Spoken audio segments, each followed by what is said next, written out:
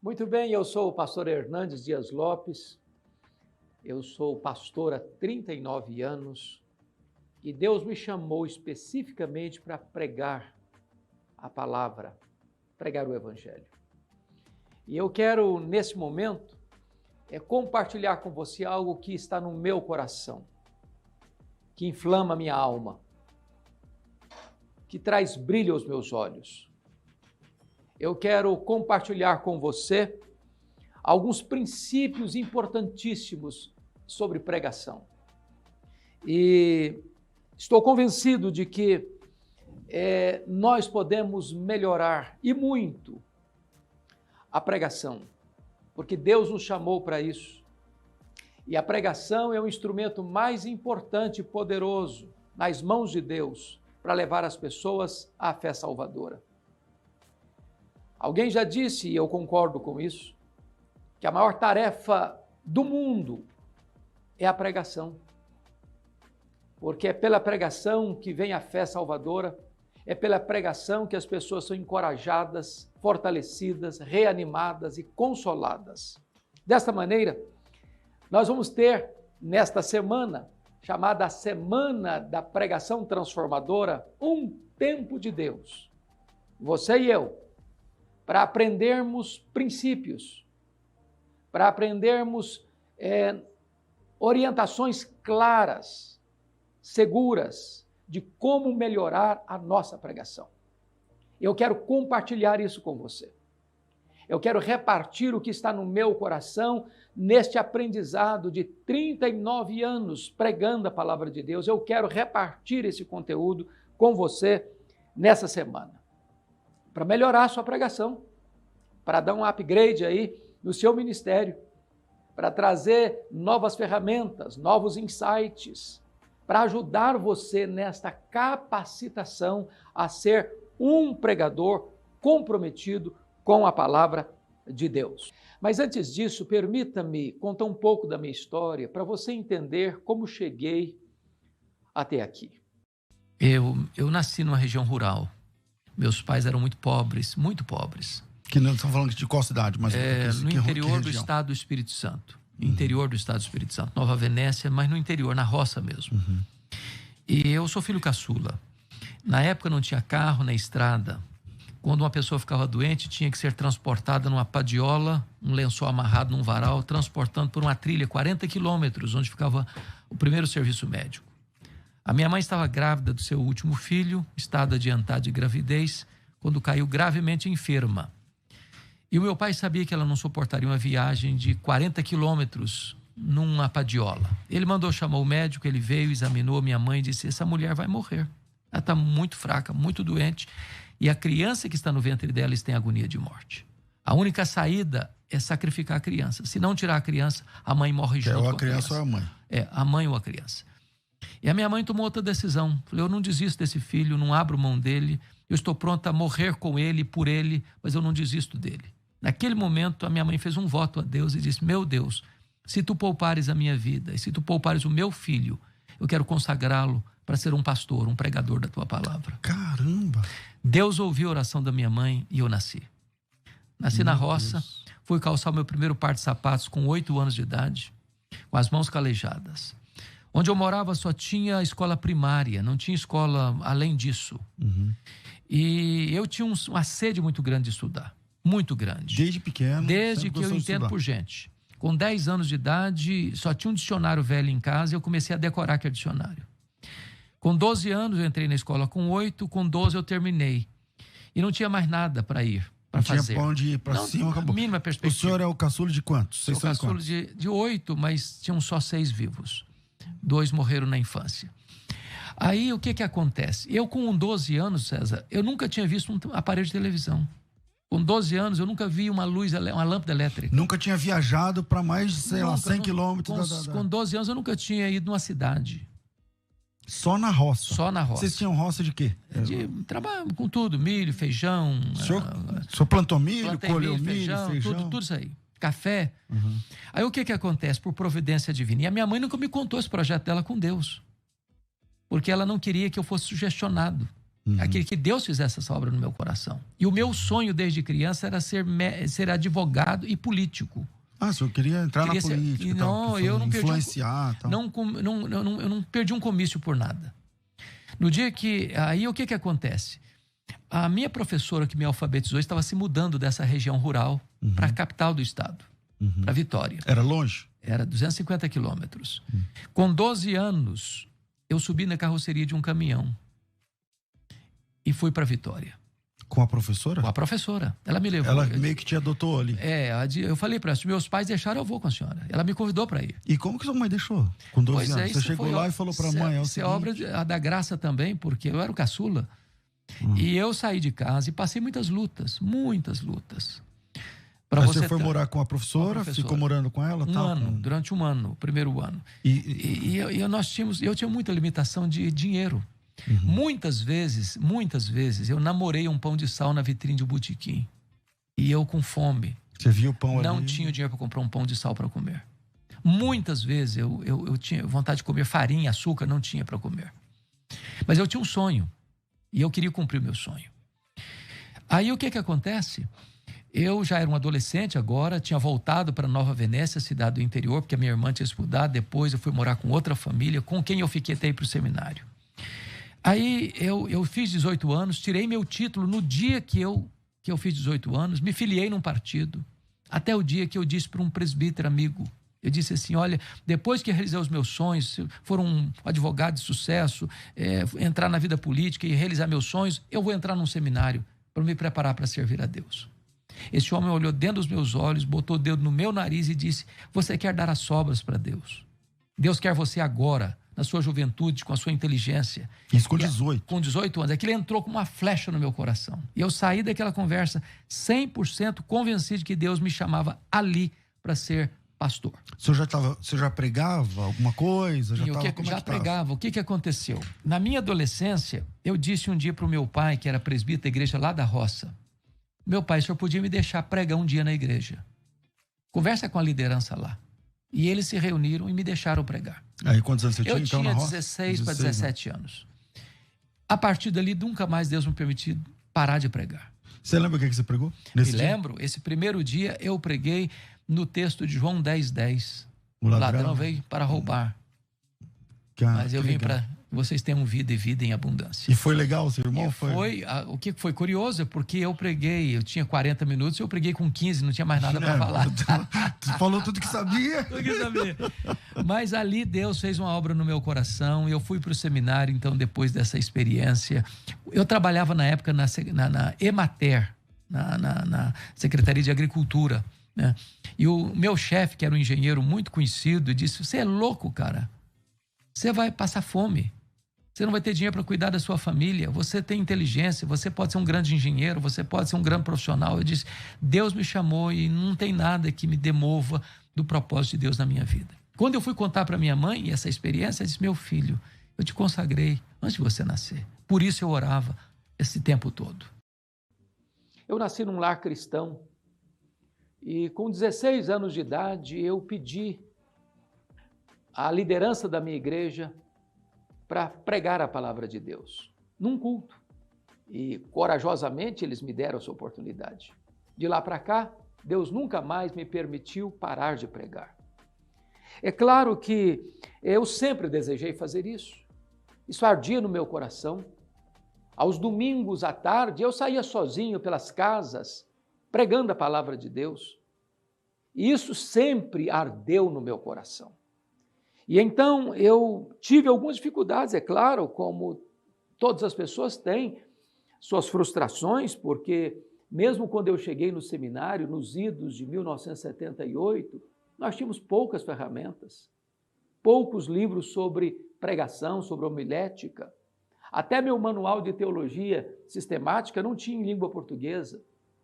Mas eu quero dizer a você que, diante dessas dificuldades todas, houve um tempo de virada na minha vida. Porque no ano 2000, Deus me deu a oportunidade de ir para os Estados Unidos, fazer um doutorado na área de pregação. E Deus abriu meu horizonte. Deus clareou para mim um campo novo. sobre especificamente a importância da pregação expositiva para o crescimento saudável da igreja. E eu me debrucei sobre esse assunto. Eu mergulhei neste assunto. Eu escrevi a minha tese de doutorado sobre pregação expositiva. De lá para cá, para minha alegria, muitos seminaristas aqui no Brasil começaram a escrever as suas dissertações, as suas monografias de conclusão de curso sobre pregação expositiva. Pela graça de Deus, hoje nós temos uma gama enorme mesmo de literatura, livros bons na área de homilética, ensinando-nos acerca da pregação expositiva. E é por isso que eu gostaria hoje de compartilhar com você que quando eu retornei dos Estados Unidos, Deus botou no meu coração o propósito de escrever os comentários expositivos dos livros da Bíblia. Dos 66 livros, pela graça de Deus, eu já concluí a exposição de 42 livros, faltando apenas 24 livros para concluir. Talvez você conheça esses livros, comentários expositivos. Talvez você me conheça da televisão, você me conheça das redes sociais, quem sabe até já estive pregando na sua igreja ou na sua região. Deus me tem levado para o Brasil inteiro, em todos os estados. Já preguei em mais de 1.500 igrejas, das mais diversas denominações no Brasil e fora do Brasil. Deus tem me dado a oportunidade de pregar em congressos, em cruzadas, em seminários, treinamento de líderes. Deus tem me dado a bênção de pregar literalmente todos os dias. Eu sei que às vezes é até um pouco exaustivo, trabalhando 3 expedientes por dia. Às vezes eu vou até cansado pregar numa igreja, mas quando eu chego lá e vejo o povo de Deus, aquilo me dá uma B12 na veia e eu fico entusiasmado, encorajado, porque eu amo esse ministério da pregação do Evangelho. Acho que não tem nada mais sublime no mundo do que ser um pregador do Evangelho. E neste momento eu quero repartir com você, nesta semana da pregação transformadora, princípios que vão, quem sabe, mudar o seu ministério. Há poucos dias eu estava pregando numa igreja aqui em São Paulo e o pastor me disse algo que me encheu o coração de alegria. Ele me disse: pastor Hernandes, eu estava numa crise existencial, numa crise ministerial, passando um momento difícil na minha vida, exausto, cansado, estressado, quando Deus colocou nas minhas mãos o seu livro Pregação Expositiva. Eu quero dizer para o senhor que aquele livro mudou a minha história, o meu ministério. Hoje eu tenho o prazer de pregar, eu hoje tenho ferramentas próprias, certas, para expor as Escrituras. Isso mudou minha vida, mudou minha família, porque eu era uma pessoa estressada e mudou o meu ministério. Pois eu quero compartilhar com você, nesta semana da pregação transformadora, algo que pode, quem sabe, impactar sua vida, mudar a sua história como pregador do Evangelho de Jesus Cristo. Pois bem, nós vamos agora, então, repartir com você um conteúdo precioso de aquilo que eu considero o núcleo, o centro, o eixo da pregação transformadora, da pregação expositiva. Eu coloco isso no meu livro Pregação Expositiva, que você poderia resumir a pregação em 3 verbos. 3 verbos. Se você conseguir memorizar esses 3 verbos, talvez você alcançou aquilo que eu chamo de a essência da pregação. Que verbos são esses? Primeiro, ler o texto. Ler o texto. Porque você e eu já vimos pessoas se levantando para pregar e, ao lerem o texto, atropelam o texto. Leem atabalhoadamente, não respeitando a pontuação, colocando palavras que não estão lá, tirando palavras que estão lá. E quando você escuta um pregador fazer isso, você chega à seguinte conclusão: ele não conhece o texto. Ele não preparou para pregar nesse texto. Ele não vai respeitar o texto. Ele não vai expor o texto. E esse pregador, ao ler o texto bíblico de forma atabalhoada, ele já perde o seu auditório na leitura do texto. Então, ao ler o texto, leia várias vezes, 1, 5, 10 vezes. Se o texto for pequeno, memorize o texto. Ao se levantar para pregar, ganhe o seu auditório já a partir da leitura. Isso fará toda a diferença na sua pregação. Mas há um segundo verbo que eu chamo que é a essência da pregação, que é explicar o texto. Explicar o texto. O reformador João Calvino dizia que pregação é a explicação das Escrituras. É quando você vai para o texto, não para impor ao texto as suas ideias, mas para extrair do texto o que está lá no texto. Você já teve a experiência, e eu tenho de vez em quando essa experiência, chegar numa igreja, dizer assim, meus irmãos, vamos abrir a Bíblia, para ler o texto. Aí lemos a Bíblia e tal, aí o povo faz isso aqui, ó. Eles estão me passando uma mensagem. Qual é a mensagem que eles estão me passando? Esse pregador não vai expor esse texto que ele leu. Porque você conhece pregador que lê o texto, vai embora do texto e nunca mais volta para o texto. O texto é um pretexto para ele. Como alguém me disse certa feita, eu já tenho um sermão, só falta o texto. Bom, sermão só é sermão se você se propõe a explicar o texto que você leu. Deixa eu lhe dizer algo muito sublime. Deus não tem nenhum compromisso com a palavra do pregador. Deus tem compromisso com a sua palavra. A palavra que não volta vazia não é a palavra do pregador, é a palavra de Deus. Então eu preciso explicar o texto. Há um termo que vocês, pregadores, certamente conhecem bem. É a palavra exegese. Esta palavra significa o seguinte, é você ir para o texto, extrair do texto o que está no texto. Eu preciso cavucar, eu preciso cavar, eu preciso garimpar. Há pepitas de ouro, há veios de ouro, há pedras preciosas que não estão aqui no raso, na superfície. Eu preciso cavar. E o pregador precisa ser um estudioso, eu preciso lhe dizer isso, com todas as letras. O pregador precisa ser um estudioso para manejar bem a palavra da verdade, a ponto de afadigar-se na palavra, como diz o apóstolo Paulo. Então, é preciso que você vá para o texto, estude o texto, mergulhe no texto, arranque do texto as riquezas que estão no texto, para você repartir com o povo de Deus. O apóstolo Paulo, escrevendo aos Coríntios, disse que importa que os homens nos considerem como ministros e como despenseiros. E o que se requer dos despenseiros é que eles sejam encontrados fiéis. Vamos pegar essa imagem do oikonomos, do mordomo. O mordomo era o administrador da casa. Ele era o responsável para distribuir a alimentação adequada para a família. Não era a responsabilidade dele levar comida para a despensa, mas era a responsabilidade dele trazer toda a comida da despensa para servir à mesa.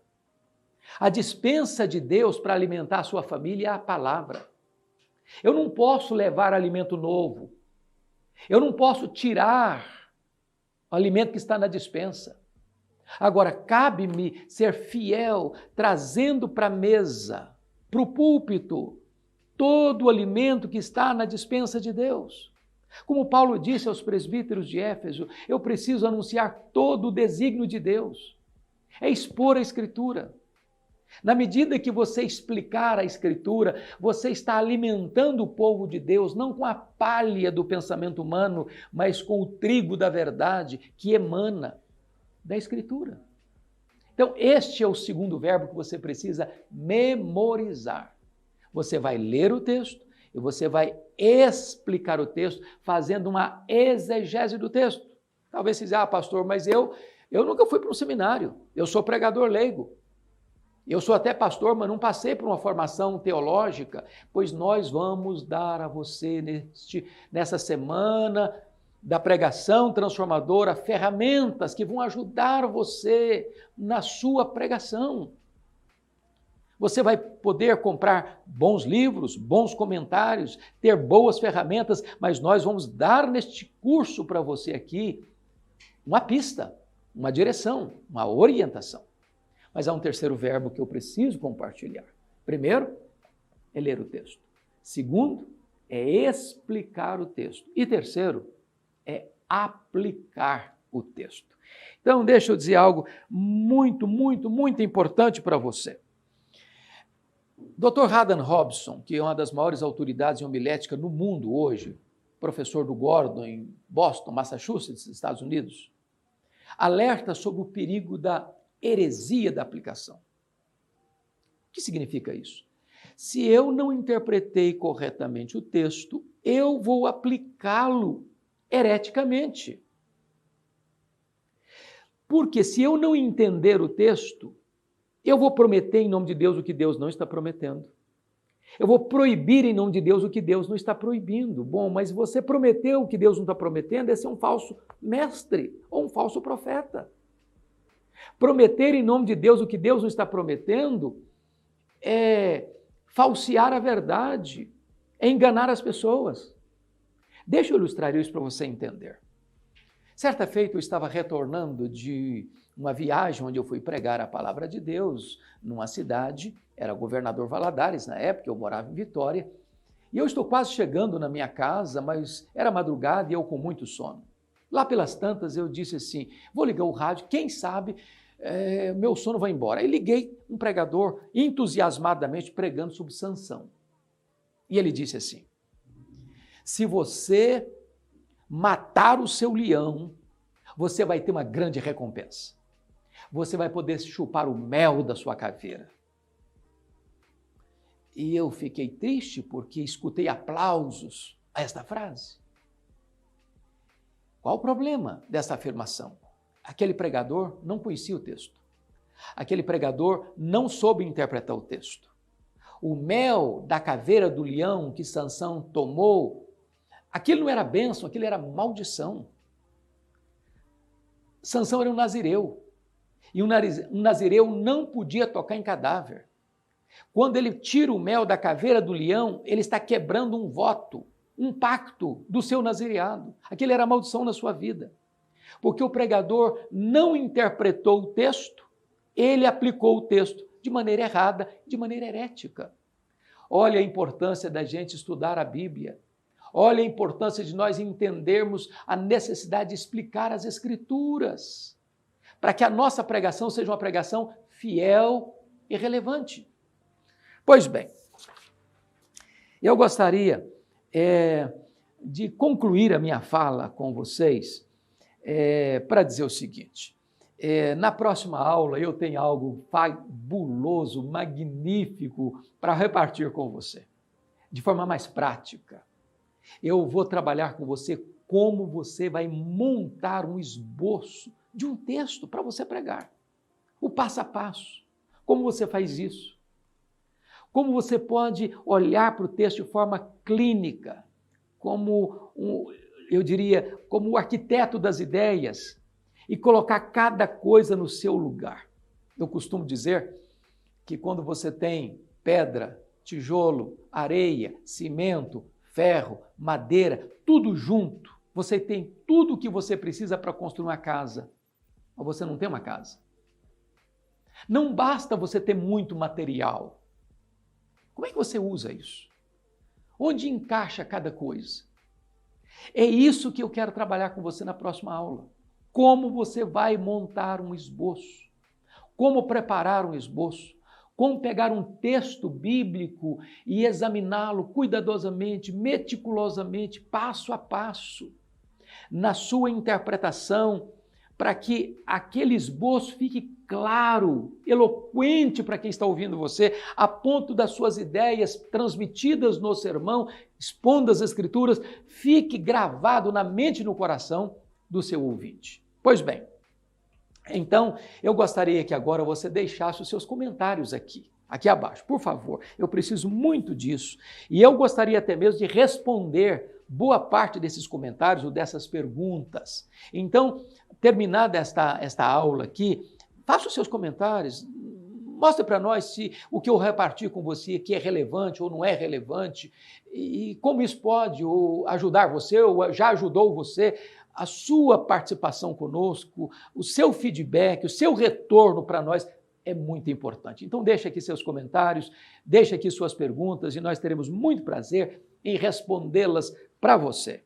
Bom, gente, se esse conteúdo que eu reparti com vocês foi significativo para você, foi relevante para você, deu alguma luz para você, eu gostaria que você convidasse outras pessoas para fazer parte conosco desta semana da pregação transformadora de forma gratuita.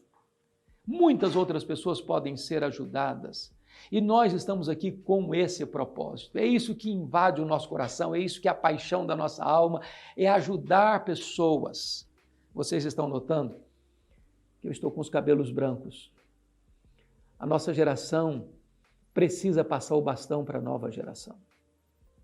É preciso formar um exército de homens, mulheres, gente de Deus, fiel a Deus, comprometido com a palavra de Deus, para pregar com fidelidade, relevância, unção e poder a palavra de Deus.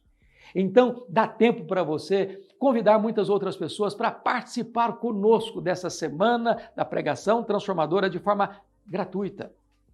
E eu quero ainda lhe prometer que nós deixaremos para você um e-book lá no meu canal do Telegram. Isso vai ainda contribuir e abençoar sua vida e o seu ministério. E se você ainda não está inscrito no meu Telegram, é só você clicar no botão que está aí abaixo e você será inscrito. E então você receberá este e-book que nós presentearemos a você. Bom, mas eu quero concluir convidando você para me seguir nas nossas redes sociais. No meu Instagram, @HernandesDiasLopes, no meu canal do YouTube, onde nós compartilhamos diariamente uma mensagem inédita. E também no nosso Facebook. Todo esse conteúdo nós repartimos com você para edificar sua vida, para abençoar o seu coração, para encher o seu coração de entusiasmo com a preciosa e rica palavra de Deus. Muito obrigado por sua presença e até a nossa próxima aula, se Deus quiser.